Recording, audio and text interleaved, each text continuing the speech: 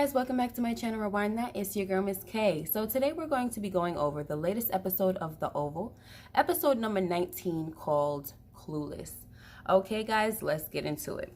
Alright, so the episode starts off, of course, where we left off, where we see that Barry was just telling Nancy what she wanted to hear by giving a false confession that he killed Ruth, which I suspected anyway. Nancy tells him not to play games with him, but he tells her that it makes no sense to tell the truth if she doesn't believe him. He actually says, if my own mother doesn't believe me. Anyway, he basically tells Nancy that it's her fault that Callie was taken because he told her not to let Ruth see Callie. Nancy says, okay, blame me. But you're telling me that all this behavior is because of that one moment? And Barry stands up, yells in Nancy's face and says, it might as well be. Long story short, Nancy is tired of Barry right now. And Barry tries to get back to his cell because he doesn't want to see her anymore. But Nancy says, I didn't even want to see you today, period.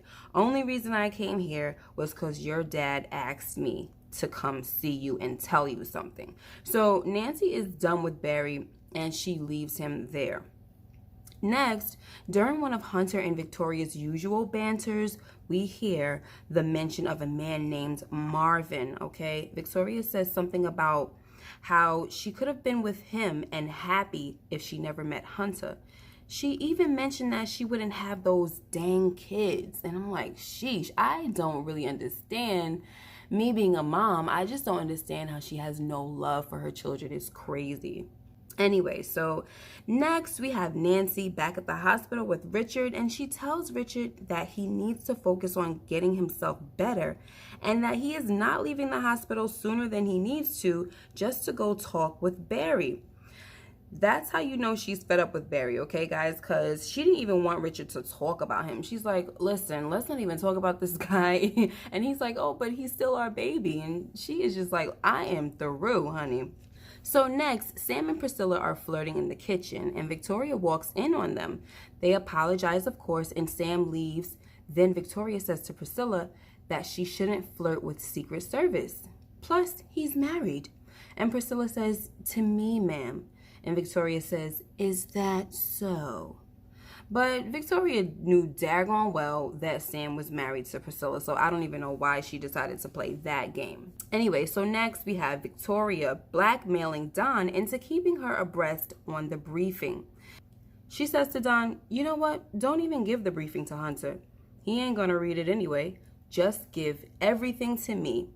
She lets Don know that Hunter is just a figurehead and not to be trusted with matters of national security, war, or matters that would affect the market. She says, discuss those matters with me. Anyway, Don tried to tell her that she didn't have that kind of authority, but when she let him know that she doesn't have a problem with soiling his reputation, he complied. And before he left, she said to Donald, I don't get it. Why don't you just come out? You do know what year it is, don't you? Free yourself, honey. And I'm actually agreeing with Victoria here. I just kind of don't understand what's going on with Don. Anyway, so next, Detective Jake finds out that they have nothing on Barry because the bullet was a match to Picky's gun. And if Barry simply says that Picky used his car or was in his car, they have nothing. We also find out that Ruth is not dead and that it was another woman named Cheryl Mintz.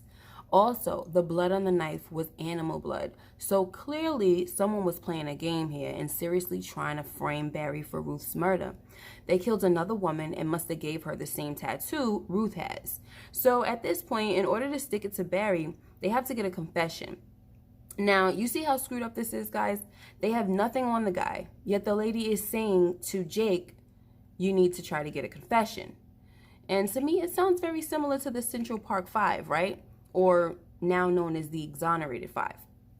But anyway, we know that Detective Jake is just playing along with this other detective because he's going to try to help Barry, okay, on Sam's behalf.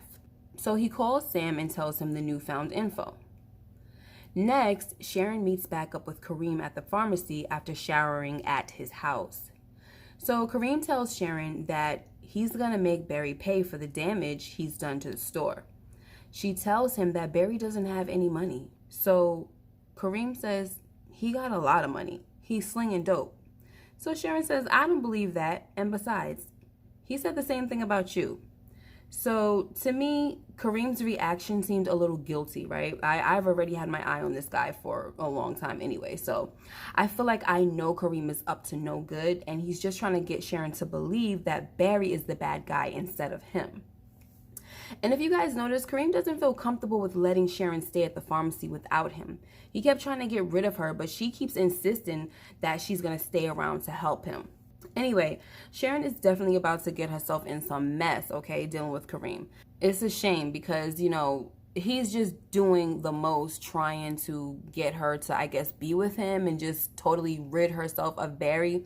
He even lied and tried to say that, Barry dropped a brick off at his cousin's party and Barry didn't see him there. Like, this guy is just a straight trip. Anyway, so next, Don tells Kyle that Victoria wants him to brief her on everything. So Kyle says, then do it. What's the big deal? Let her think she has some power. But then the alarm goes off and the White House has to go into a shutdown. But Victoria tries to resist Sam and he says, ma'am, I will carry you down these stairs if I have to. Now move. And she probably thought it was sexy too, because I think she's attracted to Sam. Anyway, so next, Detective Jake takes Barry out of his cell and brings him into, I guess, an interrogation room. He asks Barry if the money is his, and Barry says no. So Detective Jake says, oh, okay, I guess you can't use it for bail then, since it's not yours. So you guys already know what happens, right? Barry says, okay, it's my money then. But after some back and forth, Barry tries to get smart with Jake, and Jake tells him that he's not his enemy, and he's doing a favor for his godfather, so you might want to cut with the BS. So when Detective Jake asks if Picky was in Barry's car, Barry automatically says no. But Jake says, think before you answer. I'm going to need you to think.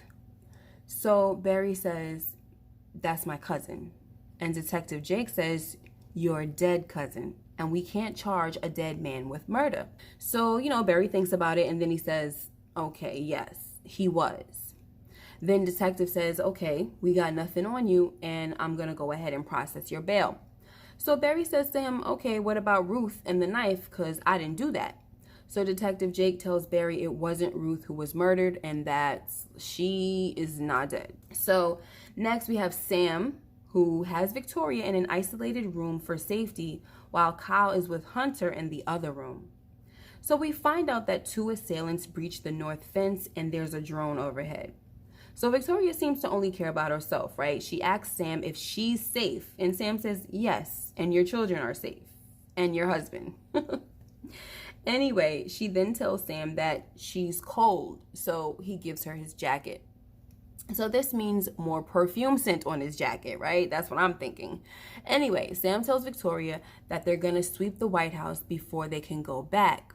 So, of course, Victoria's freaking out about that because, they got the mattress situation and the rug that no one seems to be concerned with. I don't understand why they keep worrying about the mattress but not the rug, like whatever.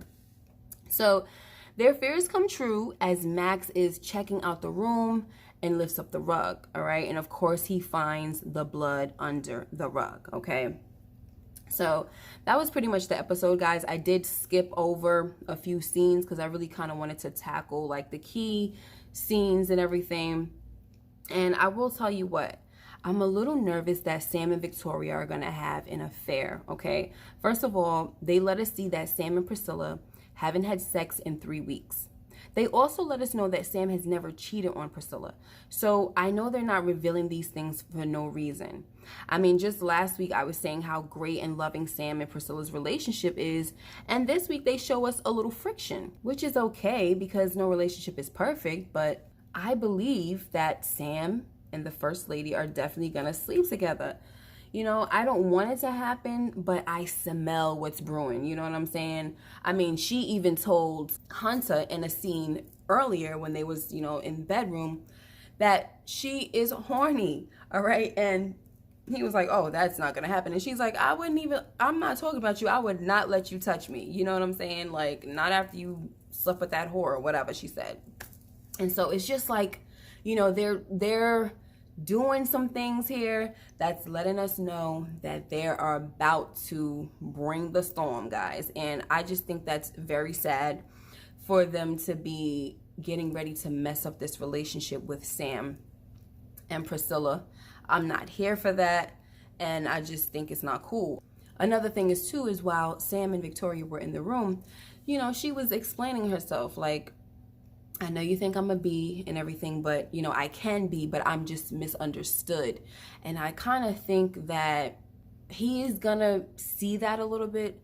He's gonna see that she's misunderstood if they start to spend a little more time around each other. He's probably gonna see another side to her and maybe be attracted to it. I don't know. I'm not here for it, like I said, but I believe that's what's gonna happen. So you guys let me know what y'all think, okay? But I really do believe that Sam is the one.